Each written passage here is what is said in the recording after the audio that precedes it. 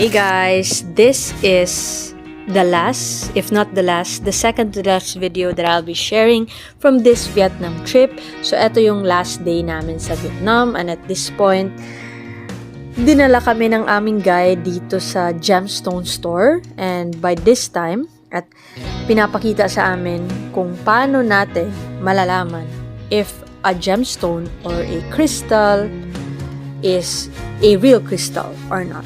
You can see that even the metapictus starts shining, but the fire, this ruby is going to return to the original color in less than 1 minute.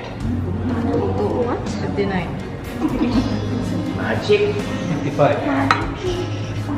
After then, we had our lunch here at Ocean Seafood Restaurant. Ito yung huling meal na kasama sa package tour namin. So after that, the snacks and our dinner sa airport is expense na namin yon. Typical sa Vietnam ang shell soup. So halos lahat ng nakainan namin may soup na shell. Then, nag-silk shop kami and dito ko nabudol ng 2 blankets. But I guess it's worth the bud.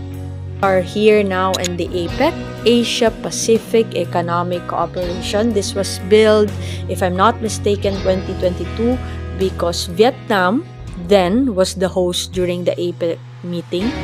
I guess that's the story about this structure right here. Maganda siya sa actual, guys.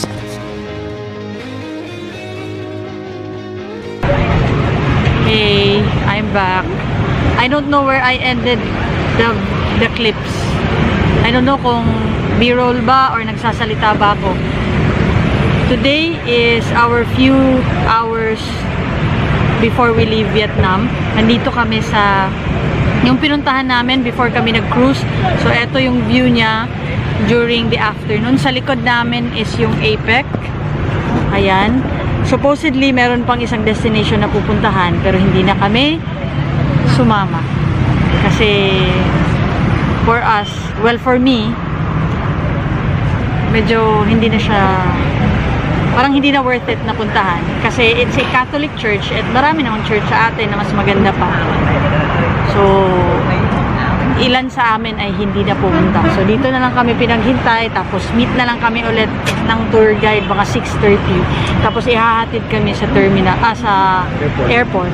Then, we're heading back to the Philippines.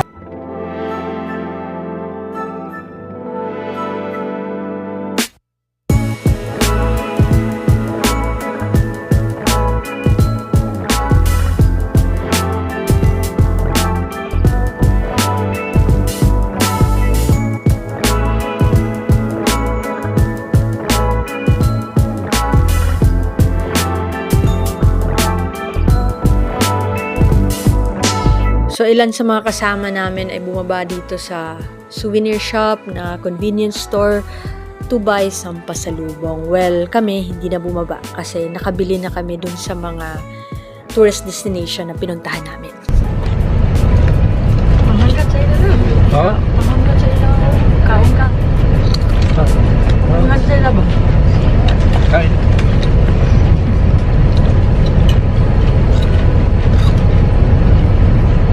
And now, finally, here in Vietnam Airport. And guys, at this time, 8 p.m. pa lang and na-delay yung aming flight and it was scheduled 1:30 a.m.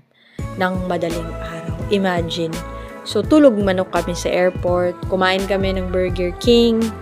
After we checked in, after sa immigrations, wala namang problema. Smooth naman. And yun, naghintay na lang kami, tapos tulog-tulog. And we arrived at Naiya. Umaga na talaga. I think it was 4 plus or 5, around like that. So, I'll be continuing this vlog on my TikTok account kasi nag-check-in kami sa Transit Lodge sa The Wings sa Naiya Airport lang. 2nd floor. So, yun. Kita-kits sa aking TikTok account. Subscribe if you haven't yet and follow me on TikTok and see you on the next video. Meron pa akong i-upload yung Kmart haul ko sa Vietnam. Nakalimutan ko actually na may haul ako. Nauna kong i-upload yung ibang vlogs bago yon. So guys, thank you so much for watching and see you again on the next videos. Take care. Bye.